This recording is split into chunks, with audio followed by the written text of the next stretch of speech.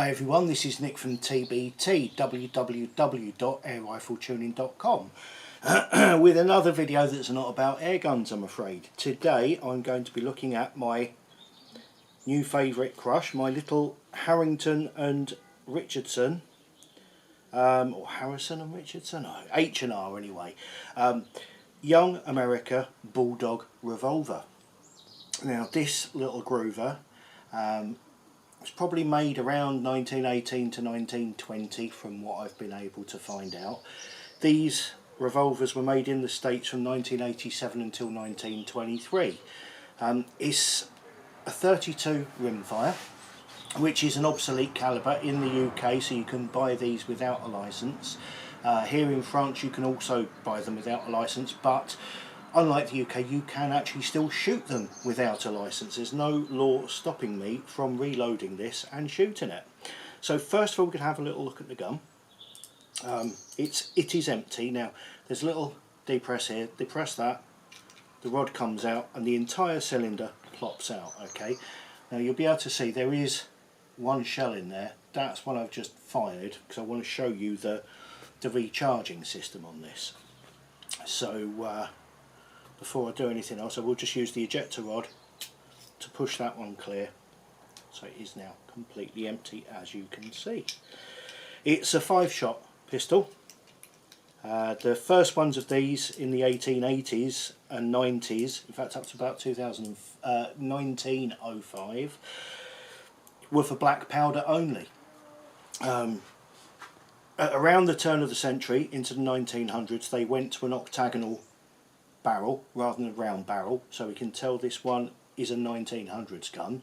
But then in 1905, when we went over to smokeless powders, they started to stamp the calibre onto the barrel. So if you've got one of these and it's got the calibre stamped into the barrel, this one that says 32 rimfire, then it, according to all the data that I've been able to find, it means it is approved for smokeless powders. In the top, I don't know if you can see that, if I get it close enough, it's got stamped on there Young America and then underneath Bulldog. There's no groove or slot at the back for any kind of sighting. We've got the little blade at the front there, but at my 7 metre indoor range downstairs, I've been shooting this again today. I love this pistol. If you can see any of that blade above there at 7 metres, it's shooting about a foot high. So it's really not designed for aiming. These were never designed for aiming. These were just something you kept in your pocket. They were called a belly gun. If you needed it in a fight, it was there. They're not particularly powerful. As I say, this one is smokeless. I've been working on different powder charges for it, and the one that I've settled on puts out the 86 grain bullet at about 550 feet a second, which is about 60 foot-pounds. So it's not an awful lot, but there are 5 shots in it. For me, it's just a fun thing to play with in the basement. I don't even know if I could bring myself to take it to the range. It's not going to hit anything at 25 metres, but there you go. So that's the pistol itself. It's single or double action. Lovely little thing, very sweet. My wife made me a little holster for it. Like a kid at Christmas, it's wonderful. So 32 rimfire is an obsolete calibre. I've got a couple of obsolete calibres. I've got a 22 centrefire pistol as well, which is even smaller than this one. And there's a company over here called H&C, the HC Collection. They're based in France. I believe there are similar things in the United States, but they make these kits to reload obsolete calibres.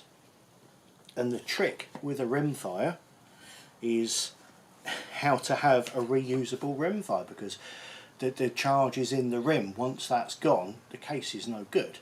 You know, you effectively need a new case. So what they've done, I mean, opening this up here, it's lovely. It's a lovely little box. I don't know if you can see that. Got a little thing there for all my bullets. These have been cast by a friend of mine in the UK called Mark, down in Cornwall. He cast me a load of bullets because these are healed bullets. They're a very specific design. I can have a mould made that will be quite expensive to do, but currently I'm just having him cast the bullets for me until such a time as he gets bored of doing it. Then hopefully he'll sell me the mould. And you get all kinds of little tools in here. Got a little anvil and a little sizer and a little donkey donk thing there. And oh, what else we got? We've got a couple of bars here, which I'll show you what they're for in a moment. They don't want to come out. A little measure there, that's for if you're using black powder, that's your black powder measure for filling the case, because you don't want any air gaps if you're using black powder. Here we are, there's my other bar. So I have a case here that I have fired, and I'm going to show you how the H&C system works to get that spent case back into a condition where we can shoot it again. So first thing we need to do, you'll notice it has got the way these cartridges work is actually, I don't know if you can see that, but the hole there is slightly off centre, and on the rim there's a cutaway of about 45 degrees there where it's lower down. So by putting a 2-2 acorn, just a little 2-2 blank into that part there, the rim is raised up enough that if this is in the gun with that towards the outside where the hammer's going to strike, it'll strike that. I'll actually use a 2-2 blank as the primer. Primer? Yes, primer. So there we are. So the first thing we need to do is get that spent 2-2 blank out of there.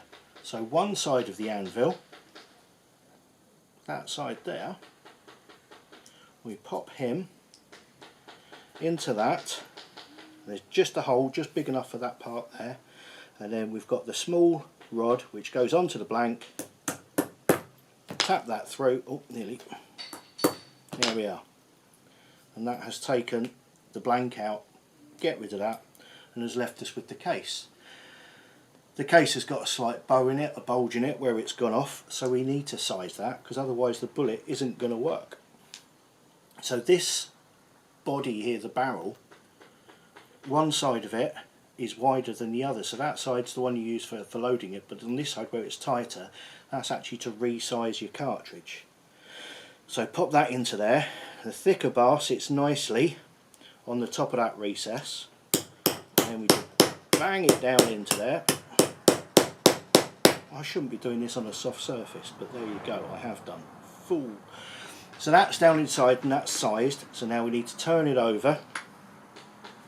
Same rod back in, and we knock it out. So now you can see I've got the remnants of the sizing lube on there. I've got sizing lube inside of this, but it's taken the walls of the case back down again to the correct size. So now what we need to do is get a bullet head, get our little anvil, sit him there, the bullet sits inside of there, and that sits on top. Try and line it up so it's correct. One side of this will go all the way down. Now which side is it? Which is my loose side? The one with the groove is the loose side. Pop that there, grooved side down, and then we've got a little smacky bar. This is adjustable, there's nuts on there so that you can take it to the right bullet depth and then lock it so that it holds it tight. So I know we've not got any powder in anything yet. It is always necessary to wear eye protection when you're reloading, so I'm just going to pop that on there, bang that down, take that apart, and you'll see that we've got a bullet now seated into the case, which is nice. The next thing we need to do is load it with powder. So I've got my powder charge here. This is a powder charge I've worked out for this gun. I'm not going to tell you what it is because it won't be appropriate for your gun. That's down to you to do the research to look for that. So I've got my powder in here, my little funnel there, tip him in. Yep, that's absolutely fine. So that's in place. Now all we need is one of my 2-2 blanks to act as a primer, and these, get them just sat nicely on the back, push down with a click like that, and that's it. They're nice. There we are. Slide it out. They're actually a nice tight fit, tight enough that you can get it in with your thumb, but that's not coming out of there. You know, it's not going to fall out. It's a very well built cartridge now, and it's ready to go. It's not as easy as my lead progressive for doing the 357 Magnums or the 44 Magnums, but then this whole thing is, it's more about enjoyment of the firearm than anything else. It's just a lovely little thing to own, and a lovely little thing to be able to shoot thanks to the H&C reloading kit. So there we have it. The reason for doing this video is I couldn't find this information when I was looking for it. I didn't know how well it would work, how it went together, what kind of power to expect, things like that. So hopefully that's answered a few questions. Feel free to put in the comments if you've got any questions relating to this or anything else. Contact me, email me, whatever. Thank you very much for watching. Please subscribe to the channel, and I'll see you all again soon. Bye bye.